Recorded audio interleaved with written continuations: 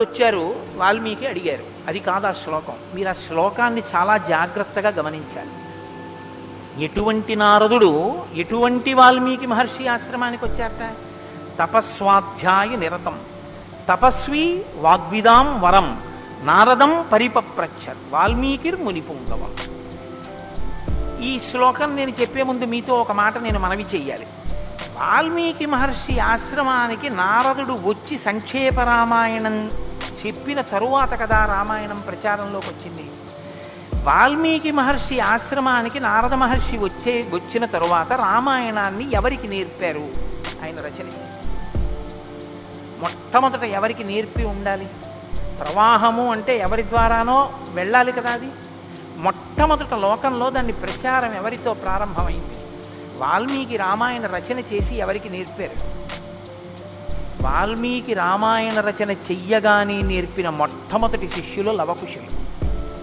లవకుశులకి మొట్టమొదట రామాయణం నేర్పుంటే సీతమ్మ వాల్మీకి ఆశ్రమంలో ఉందా లేదా? ఉంది. వాల్మీకి ఆశ్రమంలోకి సీతమ్మ వచ్చి లవకుశులు పెద్దవాళ్ళై గురువు గారి దగ్గర శ్రీరామాయణాన్ని ఉపదేశం పొందడానికి యోగ్యమైనంత వయస్సు వచ్చేసిన తరువాత నారద మహర్షి వచ్చారు. వచ్చి సంక్షేప రామాయణం చెప్పారు. అప్పటి వరకు రామాయణం లేదు లోకంలో. అంటే తర్వాత కదా వాల్మీకి రచించారు సంక్షేప రామాయణం విన్నాక. కాబట్టి ఇప్పుడు రామాయణ కథ ఏ స్థాయిలో ఉంది, ఏ స్థితి దగ్గర ఉంది? రామాయణ రచన మొదలయ్యేప్పటికీ రామాయణం పూర్తయిపోయే స్థితిలో ఉంది. రామాయణం పూర్తయిపోయే స్థితిలో రామాయణ రచన ప్రారంభమైంది. ఇది మీరు గమనించాలి. రామచంద్రమూర్తి పుట్టక ముందు రామాయణాన్ని రచించలేదు వాల్మీకి. రామచంద్రమూర్తి పట్టాభిషేక పూర్వం రామాయణ రచన జరగలేదు. రామాయణ రచన ఎప్పుడు జరిగినట్టు? రామచంద్రమూర్తి పట్టాభిషేకం చేసుకుని సీతమ్మ తల్లిని అడవులలో విడిచిపెట్టి అడవులలో ఉన్న సీతమ్మని వాల్మీకి మహర్షి తన కుటీరానికి తీసుకెళ్లి లవకుశులు జన్మించి వాళ్ళు పెరిగి పెద్దవాళ్ళై యోగ్యులై విద్యాభ్యాసం చేసి సంగీత విద్యలో మంచి నిష్ణాతులై వాల్మీకి మహర్షి రచించిన రామాయణాన్ని బోధ చేస్తే నేర్చుకుని లోకంలో ప్రచారం చెయ్యగలిగినంత వయస్సు వాళ్ళు వచ్చిన తరువాత నారద మహర్షి వచ్చారు అక్కడికి. అలా ఎందుకు జరగాలి అంటే, వచ్చినటువంటి మహానుభావుడు రామచంద్రమూర్తిగా వచ్చాడు. మనుష్యుడిగా నడిచి చూపించేశాడు. అప్పటికే 11,000 సంవత్సరాలు ఇంచుమించు పూర్తయిపోతున్నాయి. జరిగిన కథ జరిగిపోయింది. జరిగిన కథ జరిగిపోయిన తర్వాత ఇప్పుడు వచ్చాడు నారదుడు. ఇప్పుడు జరిగిపోయిన కథలో అడుగు తీసి అడుగు వేస్తే ధర్మం. రామాయణంలో అడుగు తీసి అడుగు వేస్తే ఎంత కథ చెప్పాలండి నారదుడు వాల్మీకి మహర్షికి? రాముడు పుట్టుక ముందు దగ్గర నుంచి చాలా కష్టపడి రాముడు ఇలా మాట్లాడాడు, రాముడు అలా మాట్లాడాడు, సీతమ్మ రాముడి దగ్గరికి ఇలా వెళ్ళింది, దశరథ మహారాజు గారి దగ్గరికి రాముడు ఇలా వెళ్ళాడు, రాముడు కౌశల్య దగ్గరికి ఇలా వెళ్ళాడు, రాముడితో ఇలా మాట్లాడాడు, ఇవన్నీ నారదుడు చెప్పాలి. నారదుడు ఎలా చెప్పగలడు? చెప్పగలడు. సర్వజ్ఞుడు, మహానుభావుడు, గురుస్వరూపం కాబట్టి చెప్పగలడు. కానీ అలా చెప్తూ వెడితే రామాయణం ఎవరు చెప్పినట్టు అవుతుంది? నారదుడు చెప్పింది వాల్మీకి రాసింది. మరి వాల్మీకి రామాయణ రచన చేశారని మనం ఎలా చెప్తున్నాం? ఒకటే కారణం, సంక్షేప రామాయణమే నారదుడు చెప్పాడు. కేవలం ఒక 100 శ్లోకాల దగ్గరలో రామకథని ఒక్కసారి అలా చిన్న మాల కింద అల్లి చెప్పి వెళ్ళిపోయాడంతే. మిగిలిన రామకథ రాముడు ఎలా కదిలాడో, ఎలా అడుగేశాడో, ఎలా నడిచాడో, ఎలా మాట్లాడాడో ఇవన్నీ వాల్మీకి మహర్షికి కనపడ్డాయి. ఎప్పుడు?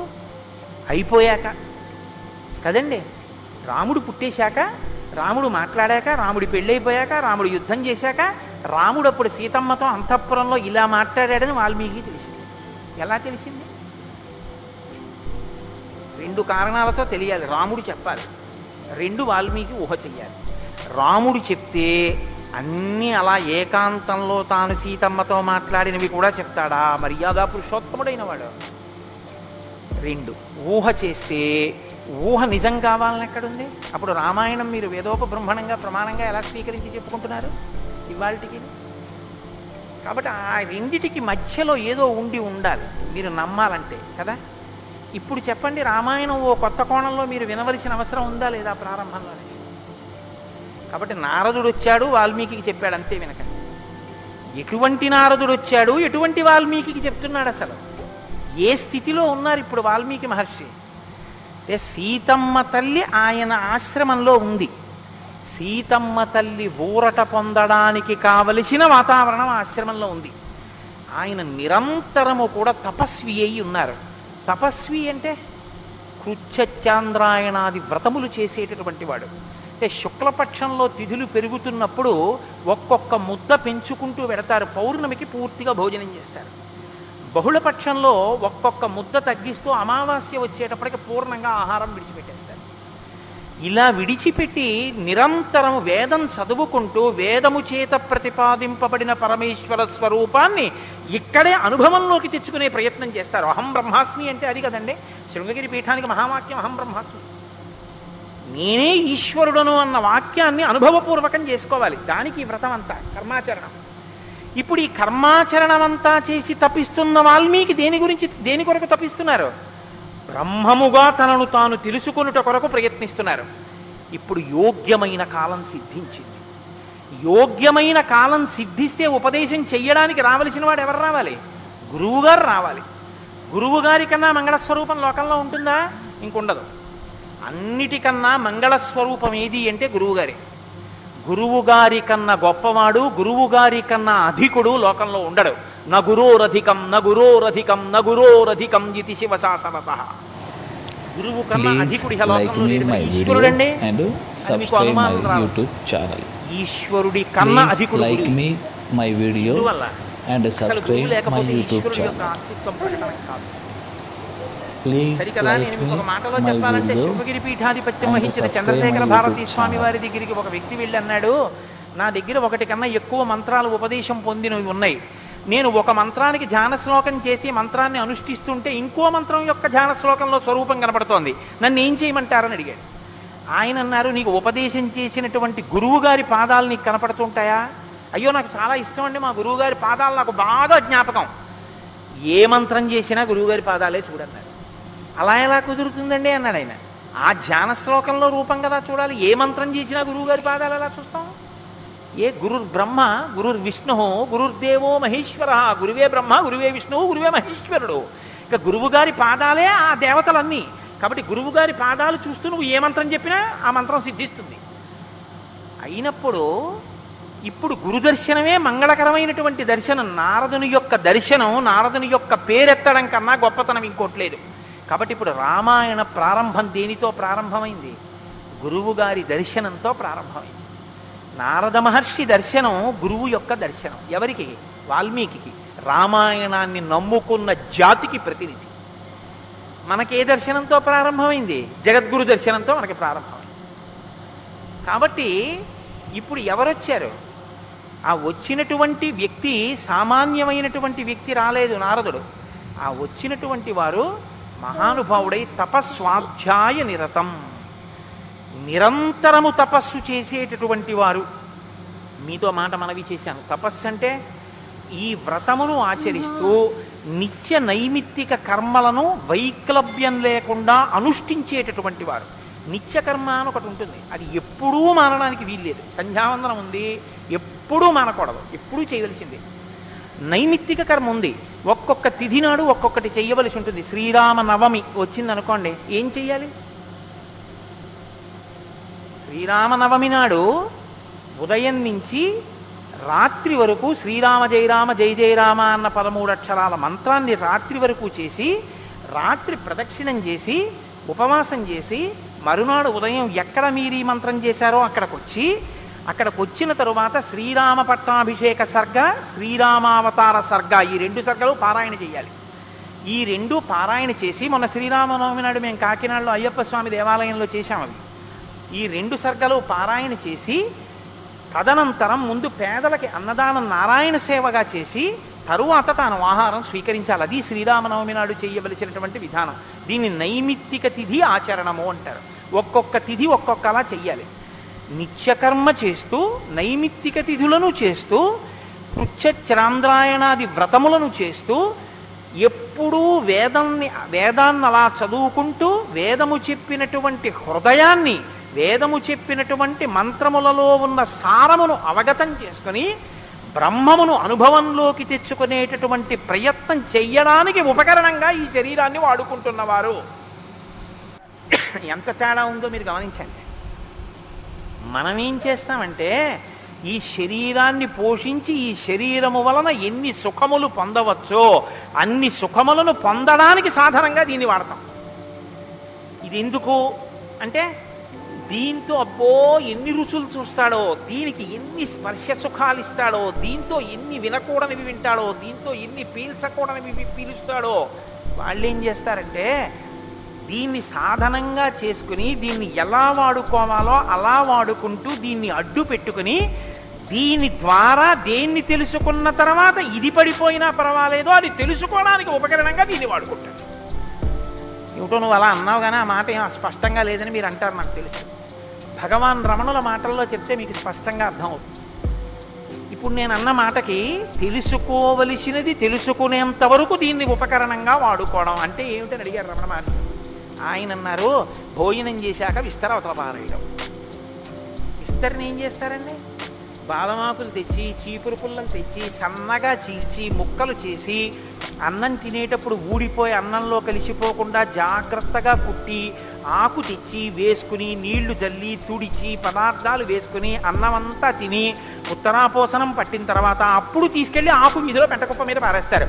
అంతేగాని ఆకు పుట్టింది ఎందుకు అంటే ఆకు పుట్టింది ఎందుకు అంటే చివరి పెంటకుప్ప మీద పారేయడమేనండి, అందుకు పారేస్తాం అంటారా?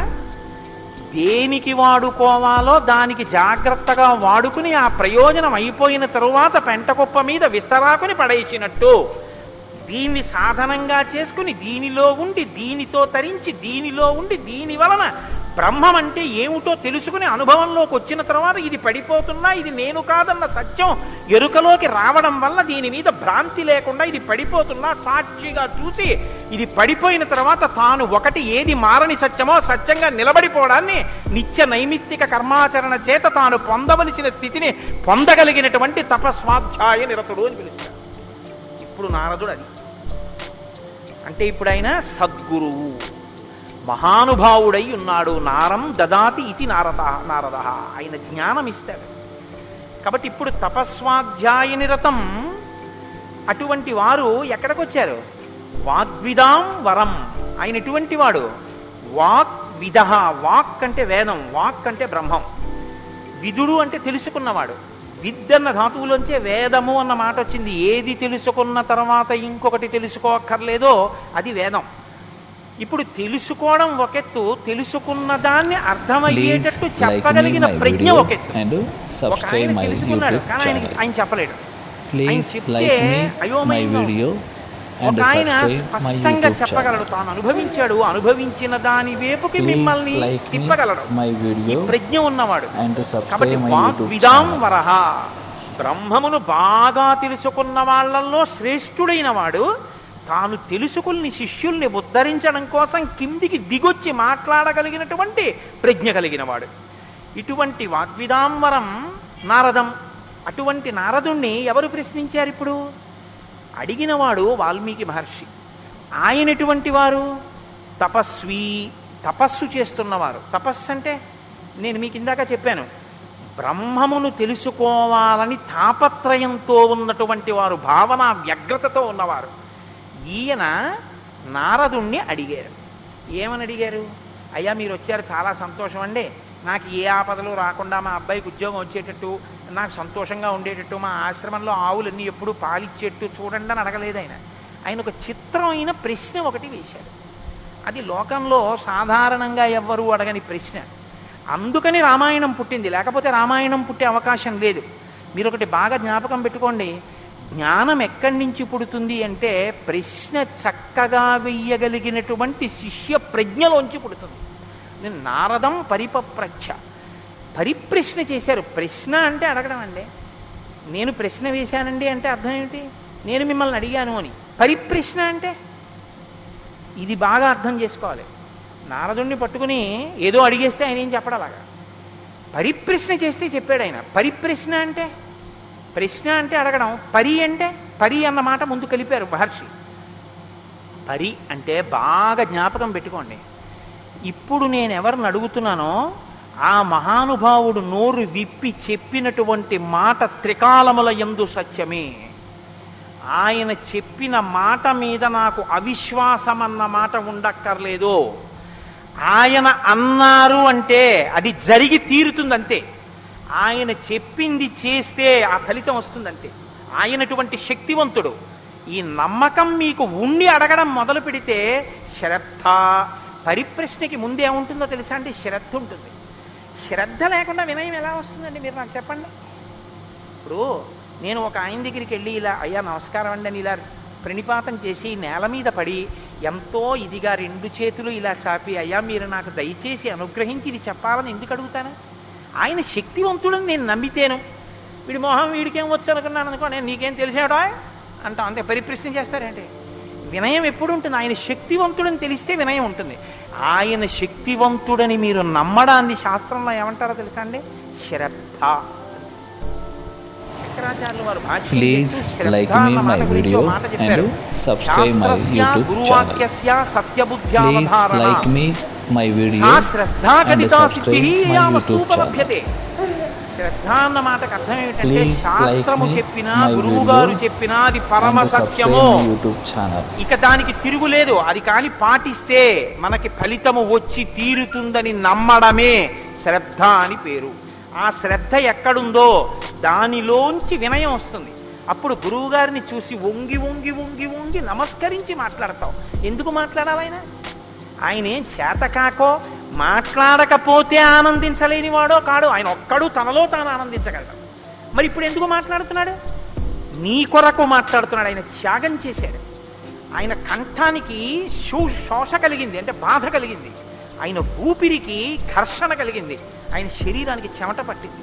దేని కొరకు? నీ కొరకు. ఆయన నీ కొరకు మాట్లాడుతున్నాడు. ఇది గుర్తిస్తే వినయం. ఈ త్యాగానికి నేనేమి ఇవ్వగలను ఆయనకి? ఈ కృతజ్ఞతాభావంతో నువ్వు నిలబడగలిగితే, అలా నువ్వు ప్రశ్నించగలిగితే పరిప్రశ్న అంటారు. ఇప్పుడు నారదం పరిపప్రచ్ఛ ఇలా ప్రశ్న వేశాడు తప్ప ఏదో ప్రశ్న వేస్తే రామాయణం వచ్చిందని మీరు అనుకోకండి. పరిప్రశ్న చేస్తే రామాయణం వచ్చింది. ఇప్పటి వరకు నారదుడు ఏం మాట్లాడలేదు. మీరు బాగా గమనించండి. వచ్చాడంతే. లోపలికి వచ్చారు, వాల్మీకి మహర్షి చూశారు, అర్ఘ్యపాద్యాదులు ఇచ్చారు, కూర్చోబెట్టారు. ఇప్పుడు పరిప్రశ్న చేస్తున్నారు. ఏ ప్రశ్న వేస్తే అసలు రామాయణం గురించి చెప్పారు? వాల్మీకి మహర్షి అడిగిన ప్రశ్న ఏమిటంటే ఆయన్ని, కోన్వస్మిన్ సాంప్రదం లోకే గుణవాన్ కస్య వీర్యవాన్ ధర్మజ్ఞశ్చ కృతజ్ఞశ్చ సత్యవాక్యో దృఢవ్రతః చారిత్రేణ చ కోయుక్తః సర్వభూతేషు కోహితః విద్వాన్ కః కస్సమర్థశ్చ కస్యైక ప్రియదర్శనః ఆత్మవాన్ కో జితక్రోధో ద్యుతిమాన్ కో ననసూయకః కస్య బిభ్యతి దేవాశ్చ జాతరోషస్య సంయుగే. 16 గుణములు అడిగాడు ఆయన. ఈ 16 గుణములు పరిపూర్ణముగా ఉన్నటువంటి ఒక మానవుడు ఈ లోకంలో, ఈ కాలంలో, నేను ఉన్న రోజుల్లోనే, నేను ఇప్పుడు శరీరంతో తిరుగుతుండగా నా మాంసనేత్రంతో చూడడానికి వీలుగా ఎక్కడైనా ఎవరైనా ఉన్నారా అని అడిగాడు. అంటే అలాంటి వారే ఉన్నారు. ఆయన భార్యయే తన ఆశ్రమంలో ఉంది. ఇది తెలుసా వాల్మీకి? తెలియదని చెప్పవలసి ఉంటుంది. మరి ఇప్పుడు ఎందుకు వచ్చింది ఈ ప్రశ్న ఆయన నోటి వెంట? అమ్మవారు వచ్చింది కాబట్టి వచ్చింది. అమ్మవారు ఎందుకు వచ్చింది? అసలు రహస్యం ఏమిటంటే, రామాయణం లోకానికి అందాలంటే సీతమ్మ యొక్క సేవాభాగ్యం వాల్మీకి లభించాలి. సీతమ్మ సేవాభాగ్యమే శారదాదేవి సేవాభాగ్యం. అది అందితే నోటి వెంట ఈ ప్రశ్న వచ్చింది. నోటి వెంట ఒక్క ప్రశ్న వస్తే యుగాలు మారిపోయినా మనుష్యుడిగా పుట్టిన ప్రతివాణ్ణి తరింపచేయగలిగిన ఒక ఆది కావ్యం ఆయన నోటి వెంట. ఇది రావడానికి ముందు సీతమ్మ రావాలి. అందుకని ముందు సీతమ్మ వచ్చేసింది ఆశ్రమానికి. వచ్చి అక్కడ కూర్చుంది. ఆ రామాయణాన్ని ప్రచారం చెయ్యగలిగిన యోగ్యమైన శిష్యుల్ని కూడా సీతమ్మే వాల్మీకి ఇచ్చింది లవకుశల రూపం. ఇది వాల్మీకిని సీతమ్మ తరింపచేసిన తీరు మీరు జాగ్రత్తగా గమనించగలిగితే, వాల్మీకి తరించడానికి మొదటి కారణం సీతమ్మే. అందుకే ఆయన అన్నారు, నేను చెప్పిన రామాయణానికి పేరేమిటో తెలుసా? సీతాయాశ్చరితం మహత్ అన్నారు. అది సీతమ్మ చరిత్ర అన్నారు. తల్లి ఎంత గొప్ప తల్లో మీరు ఆలోచించండి. అందుకే సీతమ్మ ఒకరు, శారదమ్మ ఒకరా? కాదు, సీతమ్మే శారదమ్మ. కాబట్టే అంత జ్ఞానం వాల్మీకి ఇచ్చి ఈ ప్రశ్న వేయించింది. ఎందుకు వేయించాలి? సీతమ్మ వెళ్ళిపోతే రామావతారం వెళ్ళిపోతుంది. ఇక సీతమ్మ వెళ్ళిపోతుంది. ఆ రోజులు వచ్చేసాయి. అప్పటికి ఆ రోజు వచ్చేసింది. ఎందుకంటే ఇక అశ్వమేధయాగం చేసేస్తాడు రాముడు. అశ్వమేధయాగం చేస్తే సీతమ్మ కనపడుతుంది రాముడు.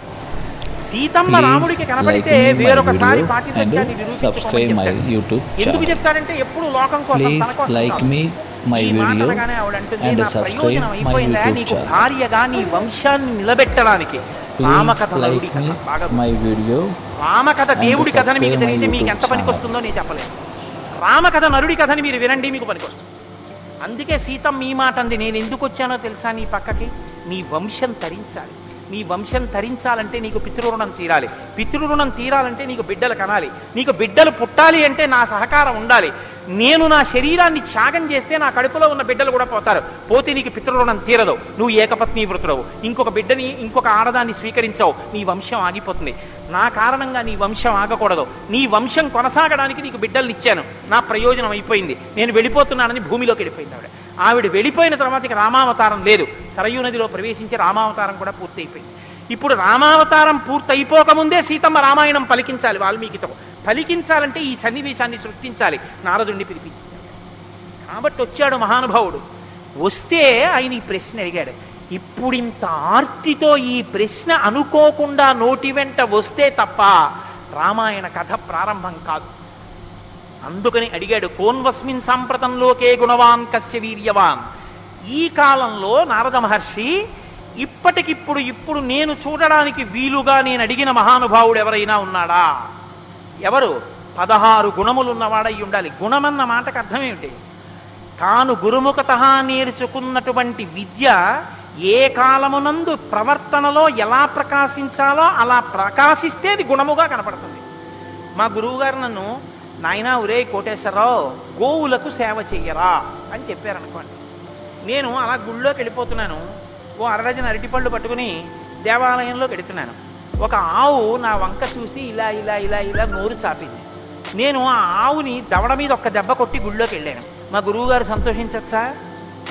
మా గురువుగారు చెప్పారు, రే పరాశక్తికి ఆవుకి తేడా లేదురా అని చెప్పారు. ఇప్పుడు నేనేం చెప్పాలి? నేను లోపలికి వెళ్ళి అర్చకుడికి ఇస్తే నివేదన చేస్తాడు. ఇక్కడో నా తల్లి ఎదురొచ్చి నా దగ్గర ప్రత్యక్షంగా తింటానని అడుగుతోంది. అమ్మ ఏమి భాగ్యం, అక్కడ ఇంకా తొక్క తీసి పెట్టాలి, ఇక్కడ తొక్కతో తినడానికి సిద్ధంగా ఉన్నావు, నా చేత్తో పెట్టుకుంటాను. 2 చెప్పులు ఇప్పి గభాల్లో 2 అరటిపళ్ళు నేను పెట్టాలి.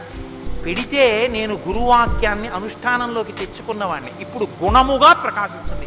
కోటేశ్వరరావు గారండే వాళ్ళ గురువు గారు చెప్పింది గుర్తుపెట్టుకుని ఆవుకి 2 అరటిపళ్ళు పెట్టాడు, అదో గుణం. అంటే నేను నా గురించి చెప్పుకుంటున్నాను అనుకోకండి, నేనే అటువంటి పుణ్యకార్యాలు చేసిన వాడిని కాదు మహాప్రభు, ఏదో ఉదాహరణకి చెప్పానంతే, అదే స్వోత్కర్ష కోసం చెప్పిన వాడిని కాదు.